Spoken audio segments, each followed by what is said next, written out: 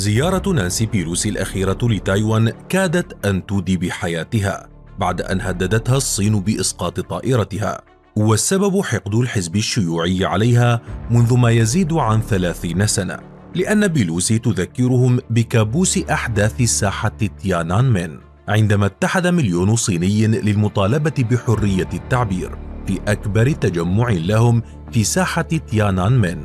هناك شيدوا إلهة الديمقراطية وصنعوا معسكرا لأسابيع، فأغضبوا الحكومة الصينية التي أعلنت الحرب عليهم لتقتحم قواتها العسكرية الساحة في معركة دامية بين الجيش والمتظاهرين، تسببت بمواجهات عنيفة أسفرت عن موت الآلاف بين محتجين وضباط، تتوسطها صورة لرجل أعزل يتصدى لرتل دبابات تصبح رمزا للصمود.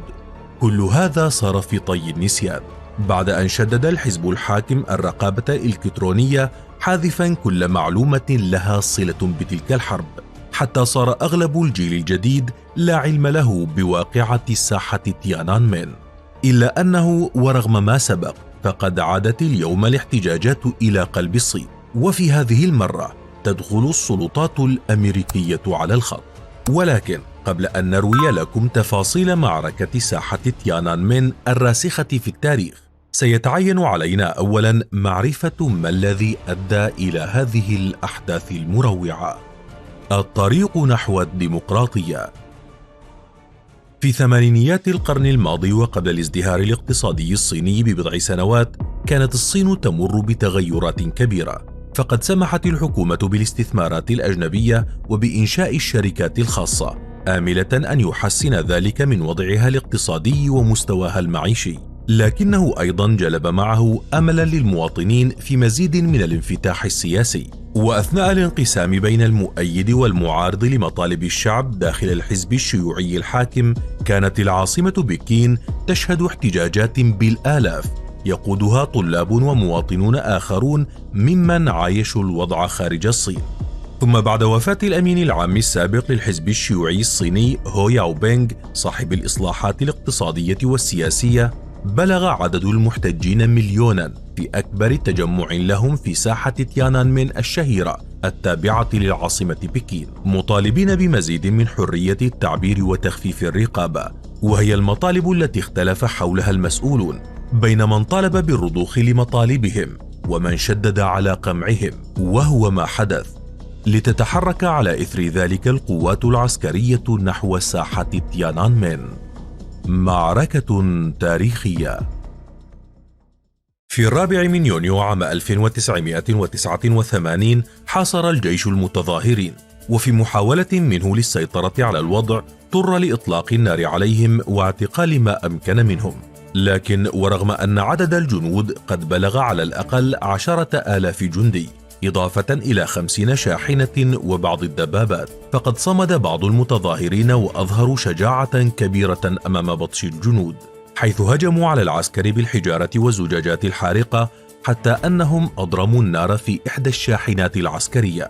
ولكن أبرز الشجعان كان رجلا يحمل حقيبتي تسوق قرر الوقوف أمام ترسانة من الدبابات والتصدي لها، لتستمر المواجهة قرابة اليومين وتنتهي بانتصار الحزب الشيوعي وتحول حلم المحتجين بالحرية إلى كابوس مرعب. وفي عام 2017 كشف عن برقية دبلوماسية قديمة للسير إيلان دونالد السفير السابق للمملكة المتحدة في الصين وإندونيسيا، يقول فيها أن ذلك الهجوم العنيف أدى لوفاة 10,000 شخص بين جنود ومتظاهرين.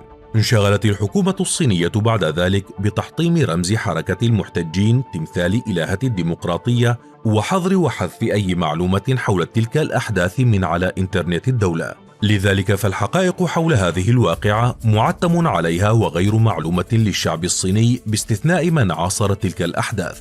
وبالرغم مما سبق فإن الحكومة الصينية كانت قد واجهت موقفا محرجا بعد أن فاجأتها نانسي بيلوسي الرئيسة الحالية لمجلس النواب الأمريكي بزيارة عام 1991 أحيت فيها ذكرى ضحايا ساحة تيانانمن، مؤكدة على أن الصين كانت ولا تزال ترتكب إبادات جماعية في حق شعبها، وسرعان ما تدارك الحزب الشيوعي الأمر عبر إغلاق الساحة والقبض على المصور وإصدار بلاغ يدين تصرفات نانسي واصفا إياها بالمهزلة. ولكن المعارضين الصينيين قرروا مواصلة إحياء تلك الذكرى أمام مجلس الشيوخ الأمريكي، وكان هذا في شهر يوليو المنصرم. ولعل أبرزهم هو آرثر ليو، والد المتزلجة الأولمبية الأمريكية إليسا ليو، والذي استطاع الهرب من الصين أثناء تلك الاحتجاجات، والذي كشف أيضا عن ملاحقة مستمرة له من طرف جواسيس الحكومة الصينية. فقد أكد أن أحد الجواسيس اتصل به قبل أولمبياد بكين الأخيرة منتحلا صفة أحد أعضاء اللجنة الأولمبية الأمريكية، وطلب منه معلومات تخص جواز سفره وجواز سفر ابنته التي تحدثت على مواقع التواصل الاجتماعي عن سوء معاملة الصين لأقلية الإيغور العرقية. كما أن السلطات الأمريكية تعتقد أن هوية المتصل تعود لأنتوني زيبوريس، وهو شرطي سابق وحارس شخصي من فلوريدا. ليأتيهم الرد من المتحدث باسم وزارة الخارجية الصينية تشاو ليجيان، متهما إياهم بالتشهير دون مبرر ضد الصين. لكن المثير للاهتمام بشكل أكبر أن مسؤولي أجهزة الأمن الأمريكية والبريطانية قد حذروا من شبكة تجسس إلكترونية صينية يتجاوز حجمها ما تمتلكه القوى العالمية الكبرى مجتمعة. كما قدر مكتب التحقيقات الفيدرالي عدد المستهدفين من الحكومة الصينية بمئات المعارضين الصينيين، بما أنهم يفتحون قضية تجسس صينية جديدة في كل 12 ساعة. وفي خضم محاولات الصين لقمع وإسكات مواطنيها بالخارج، كان المواطنون بالداخل مشكلة أخرى لها. التاريخ يكرر نفسه. رغم رقابة الحكومة الصينية الشديدة على المواطنين، إلا أنه وفي تحرك نادر والأكبر منذ أحداث ساحة تيانانمن، احتج الشعب الصيني على فساد الدولة، حيث شهد يوم 10 من شهر يوليو المنقضي تجمع مئات من المحتجين أمام فرع مصرف الشعب الصيني في تشينغتشو عاصمة هينان. ندد التجمع بفساد سلطات هينان وعنفها، ولاقى كالعادة تصد من السلطات الصينية. وبحسب شهادة أحد المتظاهرين، فقد أكد أنهم تلقوا الضرب المبرح وتعرضوا لإصابات عديدة.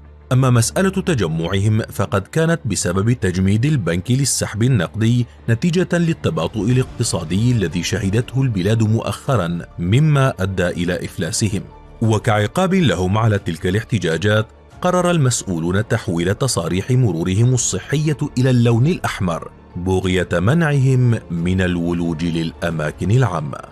برأيك، هل تعتقد أن الشعب الصيني سيسكت عن القمع المسلط عليه، أم أن هناك ثورة شعبية تلوح في الأفق؟